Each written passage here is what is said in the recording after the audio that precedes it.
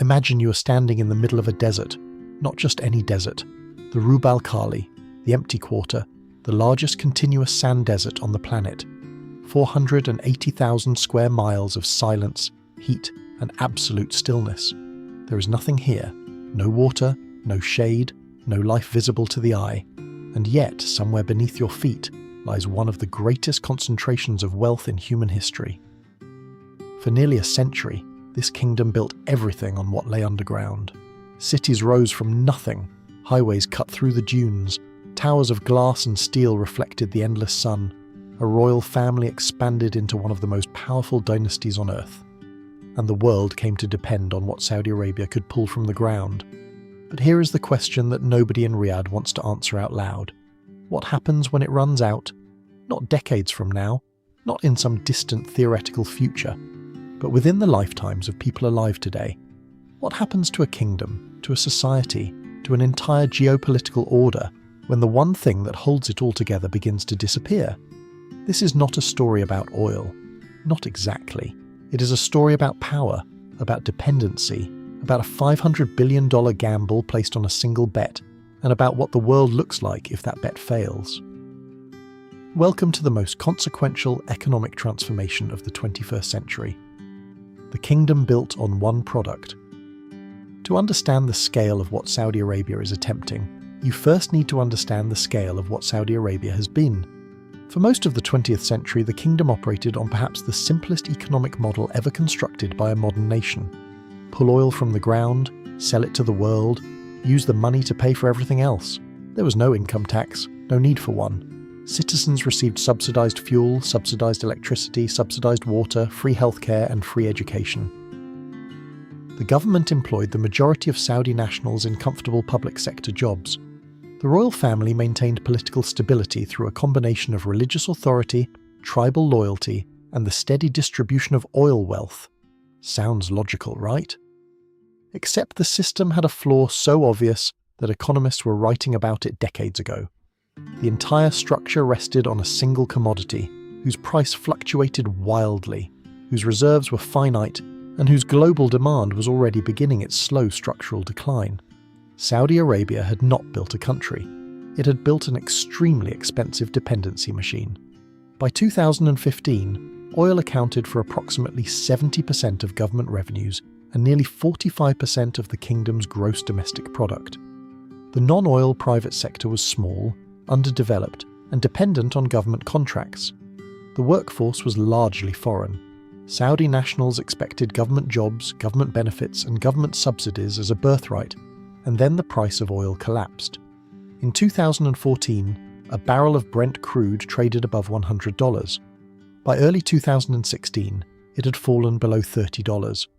The Saudi government, which required an oil price of around $80 to $90 per barrel just to balance its budget, suddenly found itself burning through its foreign currency reserves at a rate that alarmed even its most loyal financial advisors.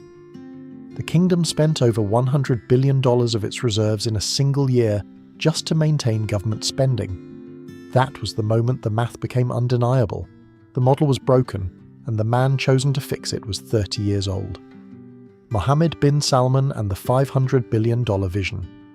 In 2016, Crown Prince Mohammed bin Salman, known internationally as MBS, unveiled a document called Vision 2030. It was ambitious, almost breathtakingly so. The plan promised to reduce Saudi Arabia's dependence on oil revenues, diversify the economy across tourism, entertainment, technology, and manufacturing, privatize portions of the state apparatus, including a partial listing of Saudi Aramco, the world's most profitable company, increase female workforce participation, and build an entirely new city from nothing in the desert. The scale of the ambition was extraordinary. The price tag was $500 billion. On paper, the plan looked brilliant. Saudi Arabia had the capital, it had the land, it had the political will of a young and increasingly powerful crown prince, and it had, for the first time in the kingdom's history, a genuine sense of urgency. But ambition and execution are two entirely different things. As Ray Dalio, the founder of Bridgewater Associates, once observed, "He who lives by the crystal ball will eat shattered glass." Economic transformation is not a vision document. It is a decades-long grinding process of institutional reform, cultural change, foreign investment attraction, workforce development, and policy consistency. Saudi Arabia was attempting to do in 15 years what most economies take generations to accomplish, and the clock was already ticking. The Aramco paradox. At the center of Vision 2030 sits one of the most extraordinary assets in the history of global capitalism, Saudi Aramco. By almost any financial metric, Aramco is without parallel. In 2022, the company reported a net profit of $161 billion. That is more than Apple, Microsoft, and Alphabet combined. Its proven oil reserves are estimated at around 260 billion barrels. At current production rates, that represents roughly 65 years of supply. And here is the paradox that sits at the heart of Saudi Arabia's entire transformation strategy. To fund the diversification away from oil, the kingdom needs oil money. Enormous quantities of it. The paradox is that the very thing Saudi Arabia is trying to escape is the only thing capable of financing the escape. The 2019 EPO of a small portion of Aramco, roughly 1.7%, raised $25 billion and briefly made it the world's most valuable publicly traded company. MBS had originally envisioned selling 5% of the company on international markets and raising $100 billion. The international investor community reacted with considerably more skepticism than Riyadh had anticipated. Questions about reserve transparency, governance structures, the relationship between the company and the state, and the long-term trajectory of global oil demand made many Western institutional investors hesitant. The IPO eventually listed primarily on the domestic Tadawul exchange, with limited international participation. The full 5% sale quietly disappeared from the public agenda, but the need for capital did not, and this is where the system starts to bend under its own weight. NEOM, the city that has never existed.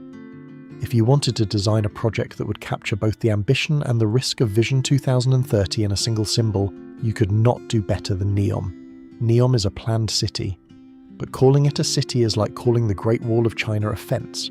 The flagship element of NEOM is a structure called the Line. It is a linear city 170 kilometers long, 500 meters tall, and 200 meters wide. It is designed to house 9 million people in a car-free, zero-emission urban corridor, powered entirely by renewable energy, guided by artificial intelligence, and surrounded by an untouched natural landscape. The projected cost is between $1 and $1.5 trillion. To put that in context, the entire gross domestic product of Saudi Arabia in 2022 was approximately $1 trillion. NEOM is not a city. It is a statement, a declaration that Saudi Arabia intends to be something entirely different from what it has always been. A destination for global talent, global tourism, and global investment. A technological showcase visible from space. The construction reality, as of recent years, has been somewhat more complicated. Reporting from multiple international outlets has described significant delays, scaled-back ambitions on timelines, and the forced relocation of members of the Huaytat tribe who were removed from their ancestral lands to make way for the project. At least one tribal leader was sentenced to death for resisting the displacement. Empires rarely collapse from one mistake. They collapse from decades of small ones. NEOM may or may not become what its architects have promised. But the question it raises is fundamental. Can you build a new economic identity from scratch, in the desert, on a deadline, with borrowed capital and authoritarian efficiency? History suggests the answer is complicated. The workforce problem nobody wants to discuss. Here is a fact that rarely appears in the glossy presentations about Vision 2030. As of the early 2020s, Saudi Arabia had a national unemployment rate among its own citizens of approximately 12%. Among young Saudis between the ages of 15 and 24, the youth unemployment rate exceeded 40%. Meanwhile, roughly 11 million foreign workers, mainly from South Asia and Southeast Asia, perform the vast majority of manual, technical and service jobs in the kingdom. This is not an accident. It is the structural legacy of the oil economy. For decades, the implicit social contract in Saudi Arabia was simple. Citizens did not need to work difficult jobs because the government would provide. Public sector employment was comfortable, well compensated, and required relatively modest effort. Private sector jobs were seen as less prestigious, and often paid less than government positions, the foreign workforce filled every gap. Vision 2030 explicitly targets this imbalance through a policy called Saudization, also known as Nitakat. The program requires private sector companies to maintain minimum quotas of Saudi national employees. Depending on the industry and company size, these quotas range from roughly 10% to above 80%. The intent is sound. The execution is revealing a more complex reality. Many Saudi nationals, particularly those with higher education expectations shaped by the oil era, remain reluctant to take entry-level private sector positions. Employers, particularly in hospitality, construction and retail, have complained about productivity challenges, higher wage expectations and retention difficulties when hiring Saudi nationals over experienced foreign workers. The cultural transformation required to shift a society's relationship with work is not achieved through regulation. It is achieved through generational change, and generational change does not operate on a 15-year timeline. If you're enjoying this analysis, consider subscribing for more geopolitical breakdowns like this one. The tourism gamble. Saudi Arabia received approximately 100 million visitors in 2023 according to official figures. The government's target is 150 million annual visitors by 2030. For context, France, the world's most visited country, receives approximately 90 million international tourists per year. Saudi Arabia is attempting to build from almost nothing a tourism industry larger than France's. The investment is enormous. Diriyah, the ancestral home of the Saudi royal family outside Riyadh, is being transformed into a luxury cultural destination. The Red Sea project promises exclusive island resorts along one of the world's most pristine coastlines. Alula, an ancient Nabatean archaeological site in the northwest, is being developed as a world-class cultural tourism destination. The infrastructure is real, the investment is real, the ambition is real. But tourism is not merely a function of infrastructure. It is a function of perception, freedom, safety, and accessibility. Saudi Arabia has for decades been associated internationally with restrictive social codes, limited freedoms for women and religious minorities, and a legal system that has attracted significant international criticism. The reforms since 2017 have been genuine and significant. Women can now drive, women can now attend sporting events, cinemas have opened, mixed-gender social spaces that were unimaginable a decade ago now exist openly in Riyadh and Jeddah. Yet perception changes slowly. The global tourist making holiday choices weighs the entire picture, and for many the picture of Saudi Arabia still contains elements that make it a difficult sell against Thailand, Italy, or Japan. The tourism target of 150 million visitors represents a bet that perception transformation can be engineered as reliably as hotel construction. That is a considerably less certain proposition. The energy transition and the existential threat. And yet all of these domestic challenges, the workforce, the tourism, the NEOM construction delays, the Aramco paradox, exist within a larger context that makes everything more urgent. The world is slowly, unevenly, and somewhat haltingly moving away from oil. The International Energy Agency has projected that global oil demand could peak sometime in the late 2020s under current policy trajectories. The electrification of transportation, led by the rapid adoption of electric vehicles in China, Europe, and increasingly the United States, is the primary driver. Solar and wind energy costs have fallen by more than 90% over the past decade, making renewable electricity economically competitive with fossil fuels in most major markets. This does not mean oil disappears tomorrow, or next year, or even next decade. But the trajectory is clear, and Saudi Arabia, which has built its entire national identity, its social contract, its geopolitical power, and its government finances on the assumption of permanent global oil demand, must now plan for a world in which that demand structurally declines. As John Maynard Keynes observed, the difficulty lies not so much in developing new ideas as in escaping from old ones. Saudi Arabia's old idea is oil. The new idea is everything else. And the distance between those 2 points is measured in trillions of dollars, millions of workers, decades of institutional reform, and a degree of cultural transformation that has no precedent in the kingdom's history. The window for this transformation is not unlimited. Every year that passes without meaningful economic diversification is another year of dependence locked in. Every barrel of oil that flows is both a source of transformation funding and a postponement of the transformation itself. The geopolitical dimension, Saudi Arabia's economic challenge, does not exist in isolation. It exists within a geopolitical environment that is simultaneously more complex and more dangerous than at any point in recent memory. The kingdom's relationship with the United States, its primary security guarantor for 8 decades, has become increasingly transactional and periodically strained. The murder of journalist Jamal Khashoggi in 2018, the Yemen war, and a series of diplomatic friction points have complicated the relationship without fundamentally breaking it. Meanwhile, Saudi Arabia has been carefully recalibrating its relationships across the geopolitical spectrum. The 2023 normalization of diplomatic relations with Iran, brokered by China, was one of the most significant regional diplomatic shifts in years. The kingdom's increasingly assertive positioning within OPEC+, which has included production cuts that irritated Washington, signals a Saudi leadership increasingly willing to prioritize national economic interest over alliance loyalty. China has become Saudi Arabia's largest oil customer. China has also become an increasingly significant source of investment, technology partnerships, and diplomatic engagement. The Belt and Road Initiative has brought Chinese capital and construction expertise into multiple Gulf projects. This triangulation, maintaining the American security relationship while deepening the Chinese economic relationship, is a tightrope act that other middle powers have attempted with mixed results. What makes Saudi Arabia's position unique is the stakes.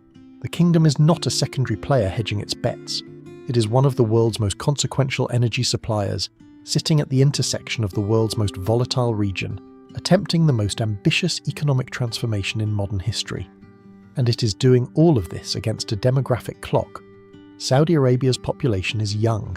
63% of Saudi nationals are under 30 years of age. These young Saudis have expectations shaped by social media, global connectivity, and the visible wealth of the oil era. They expect modernity, opportunity, and prosperity. Vision 2030 is ultimately a promise to them. A promise that the kingdom can reinvent itself in time to provide the future they expect. The moment of reckoning. Saudi Arabia is not going to run out of oil next year, or the year after. The kingdom has proven reserves sufficient to produce for decades at current rates. But running out of oil is not the real risk. The real risk is something more subtle and more dangerous. The real risk is that global oil demand peaks and begins a structural decline before Saudi Arabia has successfully built an economy capable of surviving without oil revenues, that the window for transformation closes before the transformation is complete. The math is unforgiving. Saudi Arabia currently requires oil prices in the range of $70 to $80 per barrel to balance its state budget. That break-even price has actually risen over the past decade, not fallen, because government spending on Vision 2030 projects, social subsidies, and military expenditures has increased.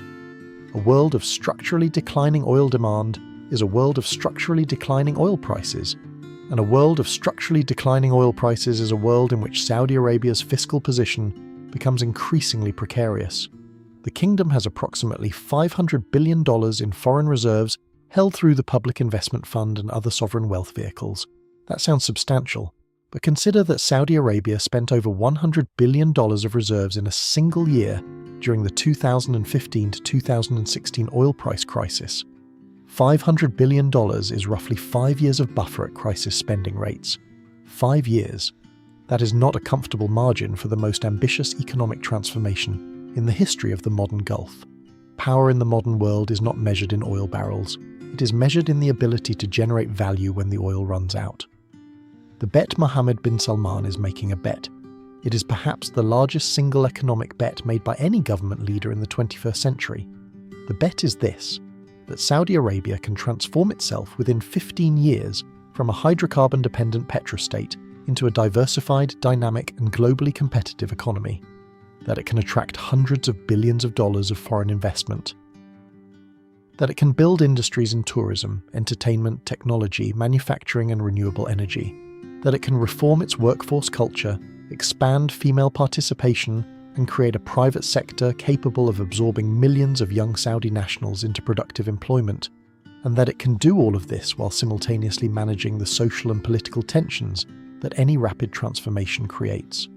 While navigating a complex and dangerous regional environment, while maintaining a social contract with citizens accustomed to generous subsidies, and while oil prices remain unpredictable and the long-term demand trajectory points inexorably downward. If the bet succeeds, Saudi Arabia could emerge from this transformation as one of the most dynamic economies in the developing world. NEOM could become a genuine global destination.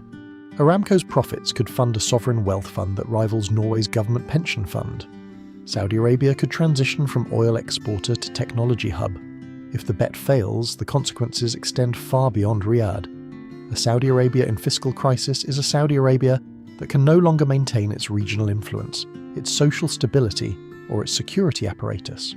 It is a Saudi Arabia that cannot honour the promises made to 63% of its population that is under 30 and watching. History offers cautionary examples. Venezuela had the world's largest proven oil reserves and destroyed its economy not by running out of oil, but by failing to build anything sustainable around it. Nigeria has produced over $30 trillion worth of oil since independence and remains one of the world's most unequal and underdeveloped major economies. Resource wealth has proven, again and again, to be as much a curse as a blessing. Conclusion: the hourglass.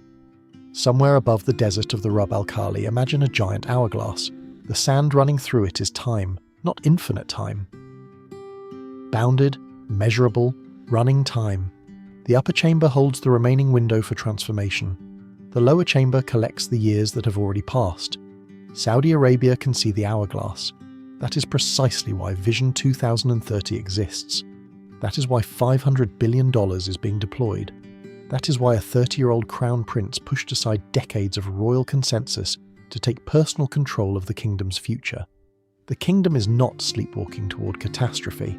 It is running toward transformation with enormous resources, genuine urgency, and a level of centralized political will that few democracies could match. But running is not the same as arriving.